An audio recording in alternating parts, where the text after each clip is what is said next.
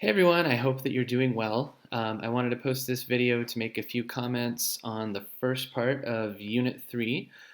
So this morning I was able to read through your annotations on predatory reading and the foundations of analytical reading. And I think we had some excellent conversations there. A couple things I want to signal boost here in this video. I will be getting to the other articles that you read last week, either later today or tomorrow. So I'm also looking forward to your responses to those. Before I go any further, I did want to ask if the person who is Hawkman on Hypothesis, if you could just email me or send me a text to let me know who you are. I wasn't able to put that username with an actual name on the roster, so I do want to make sure you get credit for the work that you did on Hypothesis and that you will be doing. So please just let me know who you are, and I will update your score in the Blackboard gradebook. So as with everything else, I'm putting in zeros once the due date gets here if you haven't yet completed an assignment, but that doesn't mean that you can't still complete that assignment. So if you have a zero, that just means the due date has come and maybe gone, depending on where we're at time-wise. But as noted in the syllabus, there are no penalties for late work, so you can still submit and join in the conversations that we've been having ongoing in our class. So let me make some comments here about some of your annotations in Hypothesis. I recommend reading through all of the annotations if you get the chance. I know that there's a lot there, but as we've been learning, you can also kind of skim through and see where others have commented on similar things that you commented on, just to see what their perspectives are, their responses and their reactions, to get a different take, perhaps. A couple of things from predatory reading in the annotations on Hypothesis. Somebody emphasized that we should pay attention to footnotes. This was D. Sharps, Dan Sharps, and that's something I wanted to underscore here, because I don't think it's something that we naturally do as readers, and it's super important for the study of history, especially because historians like to use Chicago-style citations rather than APA or MLA, which means that all of their evidence goes into the footnotes. So there can be footnotes that kind of add nuance or different perspectives that didn't quite fit into the text. So they actually contain some content in that way, so it's important to look at the footnotes for that. But also the footnotes are going to point you to the author's evidence. They're going to show you what specific sources the author was drawing on to make the assumptions that they're making, or to draw the interpretations that they're making. Please also remember, and I noted this somewhere, I can't remember in which of the readings, that evidence isn't enough. Of course, evidence is absolutely essential in an academic nonfiction argument. And we've been talking about, and we'll continue to talk about, the reasons that we need to approach historical evidence with a critical eye. But there has to be more than just a list of evidence to make an argument. There has to be interpretation. And so something I often say is that historical evidence cannot speak for itself. It has to be spoken for, it has to be interpreted. And so evidence is easy to find when there are spots where an author either specifically says, in this document, this person said X, or this particular census report had this specific information.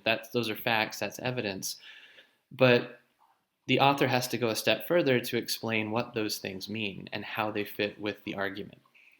That piece is the interpretation. So the explanation of how the evidence helps me to make my argument. That's interpretation, and that's where the author is saying, this is how I'm reading the evidence. This is how I understand it, and why I think it's significant and meaningful. So just something to think about as you're trying to kind of distinguish evidence from interpretation, as you're looking for the ways that authors support their main ideas in their arguments. Something that Rael talks about in predatory reading is that idea of signposting. Of course, if there are headings, bolded text, things like that. Those are pretty easy signposts.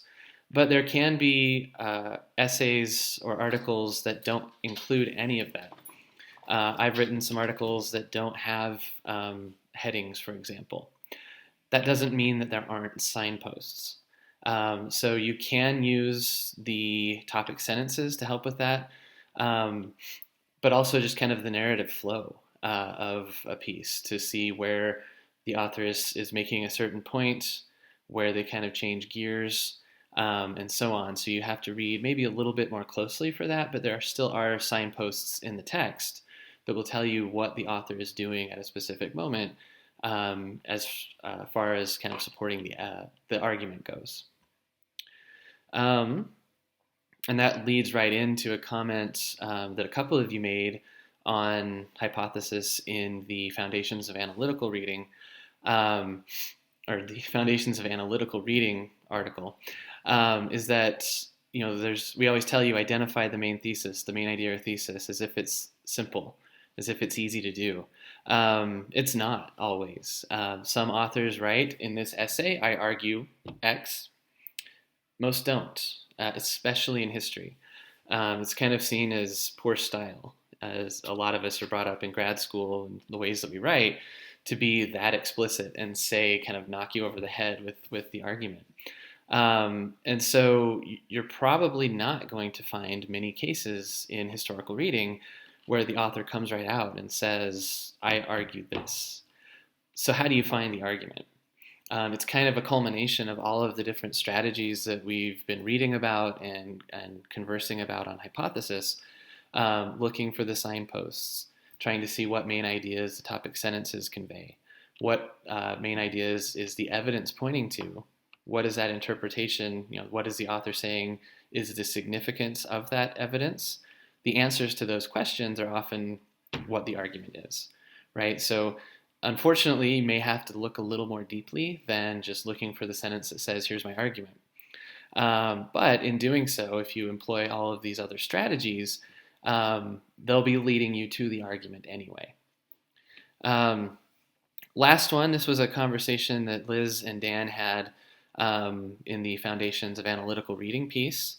The idea was, or the section was talking about how to determine whether or not online information is credible and reliable, and it was pointing you to the idea that edu sites are more reputable than .com sites. That is generally true. Dan pointed out, though, that sometimes there are reputable sites that make mistakes. Sometimes there are academic journals that publish things that aren't factual. Sometimes it's just because of a typo. Other times it's a little bit more complex. So no matter what, we need to be careful and critical of what we're reading.